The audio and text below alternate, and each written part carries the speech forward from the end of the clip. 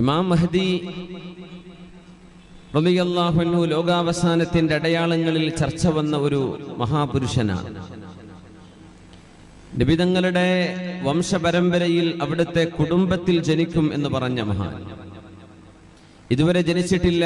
ആരായിരിക്കും അത്, എന്തായിരിക്കും അവരുടെ പേര്, എങ്ങനെയാണിത് ഇമാം മഹ്ദിയാണെന്നറിയുക. കാരണം ഇമാം മഹ്ദി എന്ന ഒരു പേര് ലോകത്ത് ഏറ്റവും കൂടുതൽ ഉപയോഗിക്കുന്നത് ഷിആക്കളാണ്. ഷിആക്കളുടെ പല വഴിവിട്ട വിശ്വാസങ്ങളുടെ ഭാഗങ്ങളിൽ ഒന്ന് ഇമാം മഹ്ദി വന്നിട്ടുണ്ട് എന്നവർ പറയാറുണ്ട്. 1000 വർഷമായി അദ്ദേഹം ഒളിച്ചിരിക്കുകയാണെന്നും ഒളിവിൽ നിന്ന് പുറത്തു വരുമെന്നൊക്കെ വിവിധങ്ങളായ ധാരണകൾ ഹുസൈനി പരമ്പരയിൽ വരുന്ന ഒരാളെ സംബന്ധിച്ച് അവര് പറഞ്ഞിട്ടുണ്ട്. പക്ഷേ നമ്മളിവിടെ ചർച്ച ചെയ്യുന്നത് സ്വഹീഹായ ഹദീസുകളിലൂടെ വന്ന സിഹാഹ് സിത്തകളിലും അല്ലാത്ത ഗ്രന്ഥങ്ങളിലും വന്ന